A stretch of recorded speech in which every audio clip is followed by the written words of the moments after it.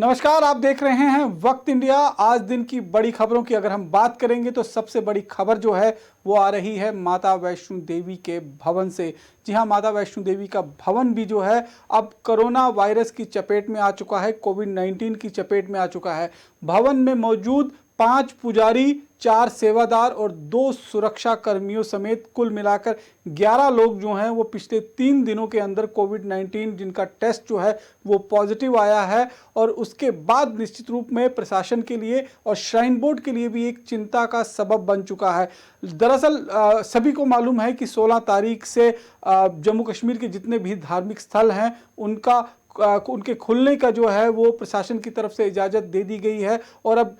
माता वैष्णो देवी भवन की तरफ से भी पूरी तैयारियां कर ली गई हैं कि 16 तारीख से 5 महीने के अंतराल के बाद जो है भक्तों को माता वैष्णो देवी के दर्शन कराए जा सकेंगे। और श्राइन बोर्ड की तरफ से तैयारियां पूरी कर ली गई हैं। अब से कुछ देर पहले मेरी श्राइन बोर्ड के जो सीईओ हैं उनसे बातचीत हुई तो उन्होंने कहा कि देखिए, हमारी तैयारी पूरी है, अभी किसी भी तरह की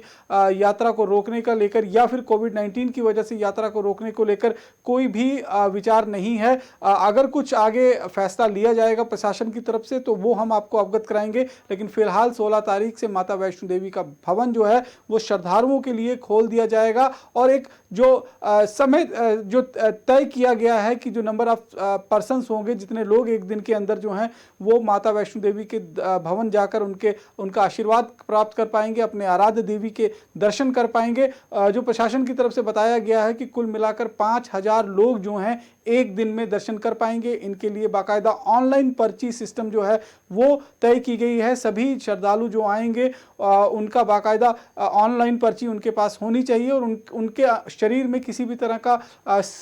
जो सिम्टम है वो कोविड-19 को लेकर नहीं होना चाहिए। इसकी पूरी जांच होगी। और अभी फिलहाल जो जानकारी मिल रही है कि जम्मू कश्मीर के लोगों को ही जो है वो माता वैष्णो देवी के दर्शन पर जाने की इजाज़त जो है वो मिली है, क्योंकि जो बाहर से आने वाले हैं जम्मू कश्मीर के प्रशासन की तरफ से जो दिशा निर्देश जारी किए गए हैं उसके मुताबिक फिलहाल जो है जो भी बाहर से आएगा उसे पहले अपना कोविड-19 टेस्ट यहाँ करवाना पड़ेगा, क्वारंटाइन में रहना पड़ेगा और उसके बाद ही वो माता के दर्शन करने के लिए जो है वो आगे जा सकता है या कहीं दूसरे स्थल पर अपने कामकाज के लिए जा सकता है। लेकिन सबसे बड़ी चिंता का जो सबब बना हुआ है वो इस वक्त इसी बात को लेकर बना हुआ है कि पिछले 3 दिनों में 11 लोग जो हैं माता वैष्णो देवी के भवन में कोविड-19 पॉजिटिव पाए गए हैं। उसके बाद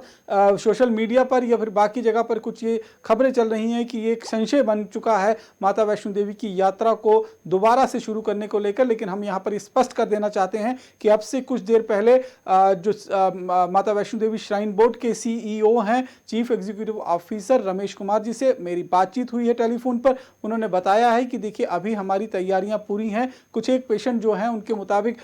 जो है वहाँ पर कोविड पॉजिटिव जरूर पाए गए हैं, जो एक चिंता का सबब है। लेकिन फिलहाल तैयारियां पूरी हैं श्राइन बोर्ड की तरफ से। हर एक जरूरत की जो चीजें हैं वहां पर उपलब्ध करवा ली गई हैं। जिस तरह से सोशल डिस्टेंसिंग को मेंटेन करना है उसकी सारी तैयारियां पूरी कर ली गई हैं। किस तरह से वहां पर प्रसाद या बाकी चीजें जो हैं वो आपको ले जाने की अनुमति नहीं होगी, किसी भी मूर्ति या किसी भी पिंडी को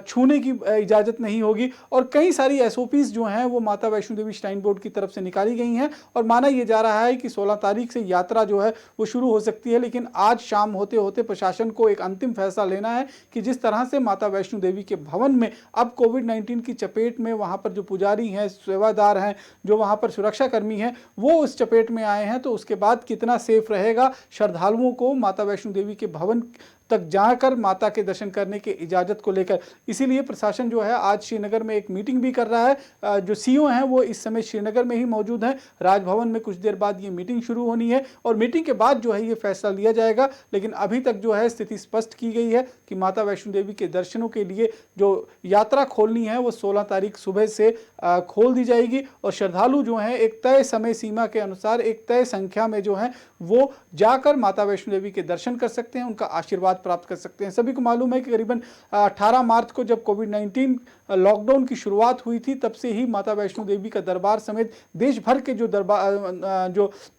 मंदिर हैं, मस्जिद हैं, गिरजाघर हैं, गुरुद्वारे हैं, जितने भी धार्मिक स्थल हैं वो सब बंद कर दिए गए थे। और उसके बाद अब करीबन 5 महीने के बाद जो है जम्मू कश्मीर में धार्मिक स्थल को खोलने की इजाज़त मिल गई है। लेकिन चिंता का सबब यही बना हुआ है कि जिस तरह से पिछले 3 दिनों में 11 लोग जो हैं वो कोविड टेस्ट में पॉजिटिव पाए गए हैं और यही सबसे बड़ी चिंता का विषय है। हालांकि आज शाम तक की स्थिति जो है स्पष्ट हो जाएगी कि प्रशासन की तरफ से क्या कुछ फैसला लिया गया है, लेकिन अभी तक वो फैसला स्टैंड है क्योंकि जम्मू कश्मीर प्रशासन की तरफ से एक ऑर्डर निकाला गया है, एक एसओपी जो है 2 दिन पहले निकाली गई है और उसमें ये स्पष्ट कर दिया गया है कि जम्मू कश्मीर के सभी धार्मिक स्थल जिसमें माता वैष्णो देवी का भवन भी आता है उसे 16 तारीख से ही श्रद्धालुओं के लिए खोल दिया जाएगा। श्रद्धालु अपने मर्जी के हिसाब से ऑनलाइन रजिस्ट्रेशन करवाकर वहां पर माता वैष्णो देवी के दर्शन करने के लिए जा सकते हैं। तो फिलहाल जहां पर एक सुखद खबर यह है कि जम्मू कश्मीर में धार्मिक स्थल खुलना शुरू हो चुके हैं और 16 तारीख से पहले दर्शन जो है वो जम्मू कश्मीर के हर एक धार्मिक स्थल पर लोग अपनी अपनी आस्था के मुताबिक जो है वो कर सकते हैं। लेकिन सबसे बड़ी चिंता का सबब यही बना हुआ है कि जिस तरह से कोविड-19 पॉजिटिव के केसेस बढ़े हैं पिछले 3 दिनों में माता वैष्णो देवी के भवन में, वो एक निश्चित रूप में प्रशासन के लिए चिंता का सबब बना हुआ है। दूसरी खबर की अगर हम बात करेंगे तो देश जो है वो 73वां स्वतंत्रता दिवस बड़ी धूमधाम से मनाने के लिए जो है वो तैयारियां कर रहा है। आज फुल ड्रेस रिहर्सल जो है जम्मू कश्मीर में भी की गई और ये तस्वीरें आप जम्मू के मिनी स्टेडियम परेड ग्राउंड की देख रहे हैं जहां पर बाकायदा जो कंटीजेंट्स हैं उनको तैयार किया गया था, बाकायदा बैंड जो है वो वहां पर तैयार किया था, कई तरीके की जो मार्च पास है वो किया गया और एक मॉक ड्रिल जिस तरह से कहा जाता है क्योंकि ये सारा कुछ 15 अगस्त की तैयारियों को लेकर है। जो मुख्य अतिथि होंगे वो एक परेड का निरीक्षण करेंगे और उसके बाद मार्च पास होगा। हालांकि इस बारी कोविड-19 के चलते जो स्वतंत्रता दिवस की भव्यता होती है, जिस तरह के उसमें रंगारंग कार्यक्रम पेश किए जाते हैं, स्कूली बच्चे जो है इसमें पार्टिसिपेट करते हैं, वो निश्चित रूप में इस बार जो है वो नदारत नजर आएगा क्योंकि प्रशासन ने कोविड-19 एसओपीज को देखते हुए स्कूली बच्चे जो हैं उनको फिलहाल किसी भी तरीके से वहां पर जाने की इजाज़त जो है वो नहीं दी है और उनका कहना है कि वो अपने घरों में ही इसे बड़ी ही अच्छी तरीके देशभक्ति की भावना के साथ जो है मना सकते हैं। लेकिन जो पैरामिलिट्री फोर्सेस के जवान हैं, जो सुरक्षा बल के जवान हैं, वो बाकायदा इस परेड में शामिल होंगे, मार्च पास करेंगे, तिरंगे को सलामी दी जाएगी और उसी तरीके से इस फेस्टिवल को, इस राष्ट्र पर्व को जो है वो मनाया जाएगा जैसे हर साल मनाया जाता है। अंतर सिर्फ ये होगा कि इस बार कोविड-19 के चलते इसकी भव्यता जो है वो थोड़ी कम हो जाएगी, इसमें लोग जो शामिल होते हैं उनकी संख्या जो है वो गिनी चुनी रहेगी। ये केवल जम्मू कश्मीर में ही नहीं, लाल किले के प्राचीर से जब प्रधानमंत्री नरेंद्र मोदी भी जो है तिरंगे झंडे को सलामी देंगे, तिरंगा झंडा फहराएंगे और अपना भाषण देंगे, वहाँ पर भी ये डिफरेंस हमें देखने को मिलेगा। वहाँ पर भी गिने चुने अतिथियों को जो है वो आमंत्रित किया जाएगा और जिस तरह से हम देखते थे कि हर बार तिरंगा झंडा लहराने के बाद, अपना भाषण देने के बाद बच्चों के बीच में प्रधानमंत्री आ जाते थे, इस तरह की तस्वीरें इस बार देखने में नहीं मिल सकती हैं क्योंकि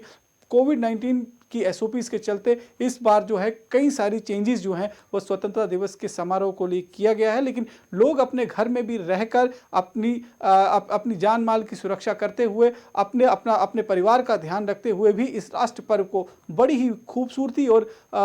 एक बड़े ही जज्बे के साथ जो है वो मना सकते हैं और उनकी कोशिश हमेशा यही रहेगी कि तिरंगा जो है वो सबसे ऊंचा रहना चाहिए। देश का सर्वोपरि जो निशान है, जो तिरंगा राष्ट्र ध्वज है, वो हमेशा ऊपर रहना चाहिए और उससे किसी भी तरह की कोई भी समझौता जो है वो नहीं हो सकता है। तो पूरे देश के अंदर जो है वो तैयारियां पूरी कर ली गई हैं। आज जम्मू में भी फाइनल ड्रेस रिहर्सल हुई और उसकी तस्वीरें वक्त इंडिया पर आप सीधे तौर पर देख सकते हैं कि किस तरह से कंटीजेंट जो हैं, जो सुरक्षा बल के जवान हैं, वो मार्च पास कर रहे हैं। मुख्य अतिथि ने बाकायदा जिस तरह से एक मॉक ड्रिल के चलते वहाँ पर सलामी ली और राष्ट्र ध्वज फहराने के बाद जो है अपना भाषण भी दिया। तो ये तैयारियां जो हैं आप मॉक ड्रिल की देख रहे हैं, इसको देखते हुए सुरक्षा के भी चाक चौबंद बंदोबस्त जो हैं वो हर जगह किए गए हुए हैं और काफ़ी सख्ती जो है वो बरती जा रही है। तो पूरा देश जो है वो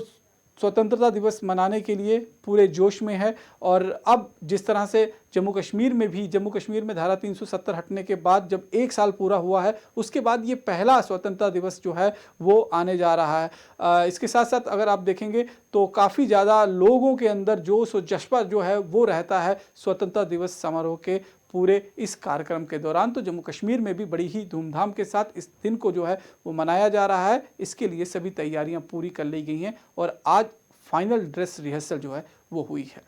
अगली खबर की तरफ हम रुख करते हैं। अगली खबर आ रही है पुलवामा के अवंतीपुरा इलाके से, जहां पर एक हाइडआउट बस्ट किया गया है और उस हाइडआउट एक जमीन के नीचे जो है एक टैंक बना हुआ था, उसके अंदर ये हाइडआउट छुपा कर रखा गया था, जिसमें आप देख सकते हैं कि भारी मात्रा में गोलियां जो हैं वो बरामद हुई हैं। जो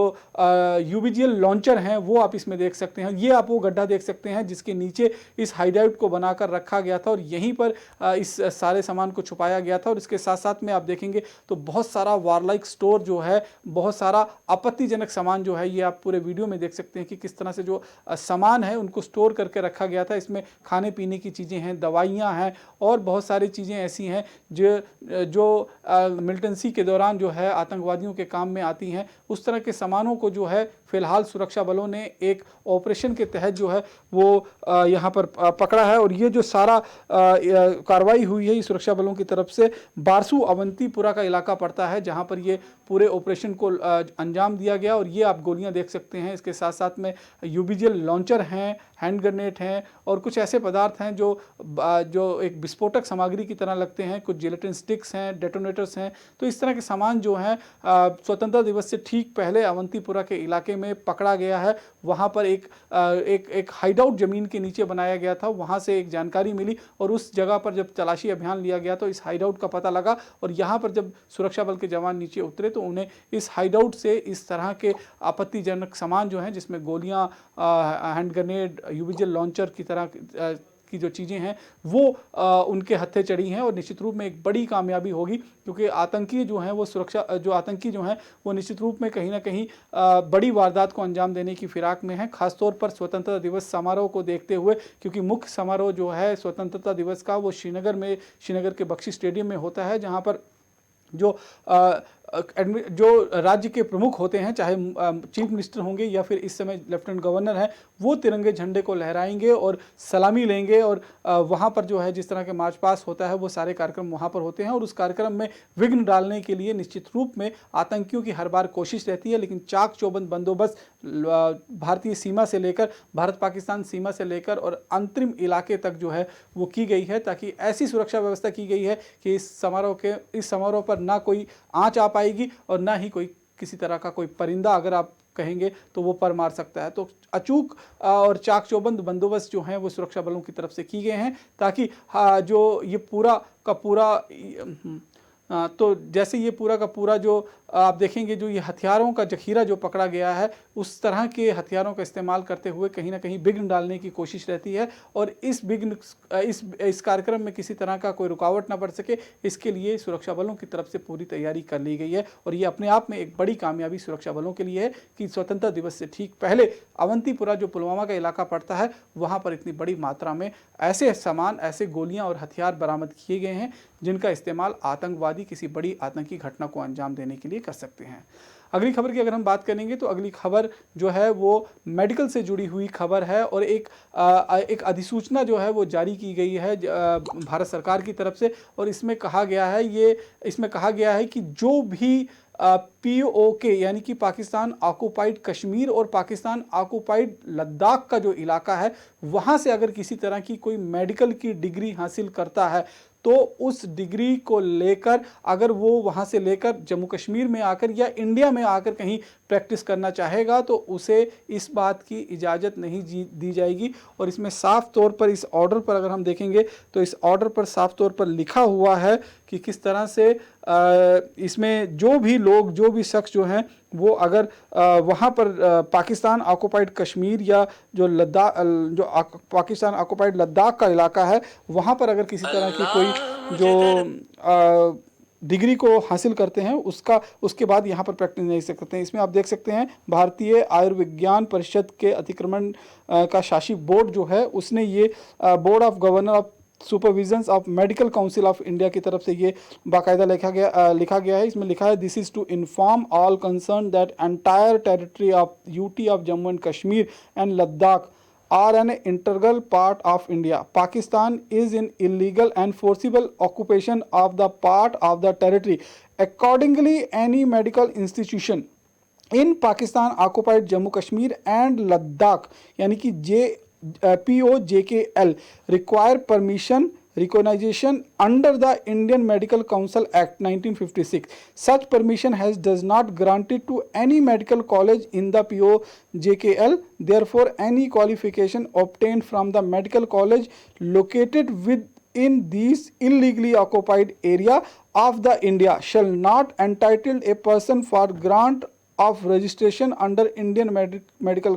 Council Act 1956 to practice modern medical science in India. इसका मतलब साफ है कि जिस तरह से भारत सरकार ने स्पष्ट कर दिया है कि पूरा का पूरा जम्मू कश्मीर जो है वो भारत का अभिन्न अंग है और जिस हिस्से पर पाकिस्तान ने जबरन कब्जा कर रखा हुआ है वहां पर किसी भी तरीके का मेडिकल कॉलेज खोलने की अनुमति जो है वो भारत सरकार की तरफ से जो एक्ट है 1956 का उसके मुताबिक नहीं दी गई है। इसलिए वहां पर चल रहे जितने भी मेडिकल इंस्टीट्यूट हैं वो पूरी तरह से इल्लीगल हैं और उस इलाके में अगर कोई मेडिकल कॉलेज चल रहा है और उसमें से डिग्री लेकर डिप्लोमा लेकर कोई भी शख्स अगर भारत के किसी भी हिस्से में या जम्मू कश्मीर में जो है वो अपनी सेवाओं को जारी रखना चाहता है तो भारत का जो मेडिकल काउंसिल ऑफ इंडिया है वो उसे जो है वो ये प्रमाणित नहीं करेगा कि वो भारत के अंदर आकर अपनी प्रैक्टिस जो है मेडिकल की यहाँ पर जारी रख सके। उसे भारत के किसी प्रतिष्ठित मेडिकल कॉलेज से ही जो है वो अपनी डिग्री लेकर अपना कामकाज शुरू करना पड़ेगा। हमने ये देखा था कि 5 अगस्त के आसपास जिस तरह से पाकिस्तान के प्रधानमंत्री मुजफ्फराबाद आए थे और उसके बाद जो है वो ये कहा गया था कि निश्चित रूप में कहीं ना कहीं जिस तरह से पाकिस्तान जो है वो कश्मीरियों को बरगलाने की कोशिश कर रहा है, उन्हें एक हवा देने की कोशिश कर रहा है कि वहाँ पर विद्रोह करें भारत के खिलाफ, और इस तरह की बातें जो हैं वो पाकिस्तान के प्रधानमंत्री की तरफ से जम्मू कश्मीर की माफ़ कीजिएगा जो POK की असेंबली है, POJK की असेंबली है, उसे जो है संबोधित करते हुए कहा गया था। इसी के बदले स्वरूप आप देखेंगे कि भारत सरकार ने ये स्पष्ट कर दिया है कि वो POJK का जो पूरा इलाका है वो भारत का इलाका है। लद्दाख के जिस हिस्से में भी पाकिस्तान ने इलीगली कब्जा कर रखा है वो भारत का अभिन्न अंग है, और जम्मू कश्मीर की भारत की जो पार्लियामेंट है उसने ये स्पष्ट किया हुआ है, बाकायदा एक रेजोल्यूशन पास किया गया है कि जम्मू कश्मीर का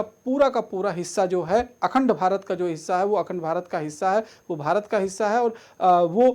इंटीग्रल पार्ट जो है वो है हमारा अभिन्न अंग है। और इसीलिए वहाँ पर अगर किसी तरह के भी कोई कॉलेज, कोई यूनिवर्सिटीज़ या कुछ इस तरह की चीज़ें खोलनी होगी तो भारत सरकार से उसकी परमिशन लेनी पड़ेगी। लेकिन वहाँ पर अगर इलीगल तौर पर कोई भी ऐसी मेडिकल कॉलेजेस या यूनिवर्सिटीज़ चल रही हैं तो उसमें अगर कोई पढ़ाई कर जब भारत आकर यहाँ पर किसी तरह की कोई मेडिकल की फैसिलिटीज़ को अवेल करना चाहता है या फिर प्रैक्टिस करना चाहता है तो उसे इस बात की इजाज़त नहीं दी जाएगी। अंतिम में चलते चलते एक खबर और आ रही है, वो खबर है स्कूल के साथ जुड़ी हुई।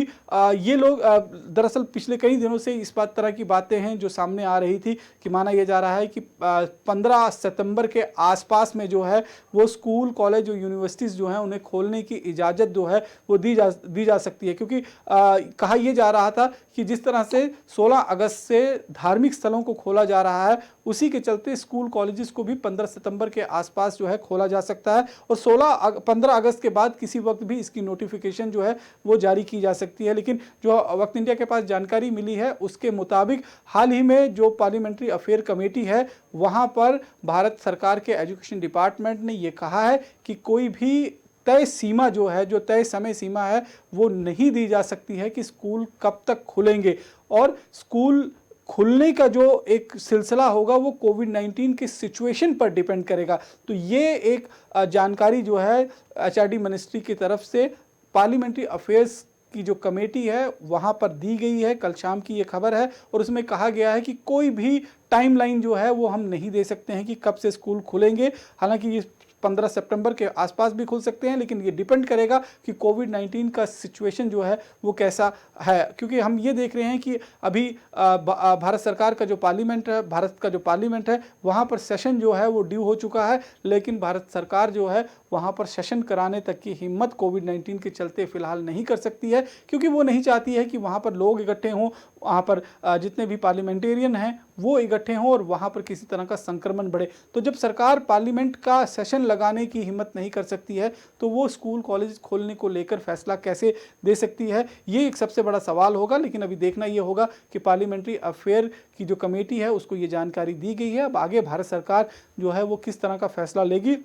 माना यह जा रहा है कि सितंबर के पहले हफ्ते में जब अनलॉक 4 की जो है गाइडलाइन आएंगी तब पता चल पाएगा कि आखिरकार स्कूल कॉलेजेस अभी खुलेंगे या नहीं खुलेंगे। लेकिन जो वक्त इंडिया के पास जानकारी मिल रही है उसमें भारत सरकार के एजुकेशन मंत्रालय ने ये साफ तौर पर कह दिया है कि किसी भी तरीके की टाइमलाइन जो है स्कूल कॉलेज और यूनिवर्सिटीज़ के खुलने की हम नहीं दे सकते हैं, क्योंकि ये सब कुछ डिपेंड करेगा आने वाले समय में किस तरह से कोविड-19 जो है वो पूरा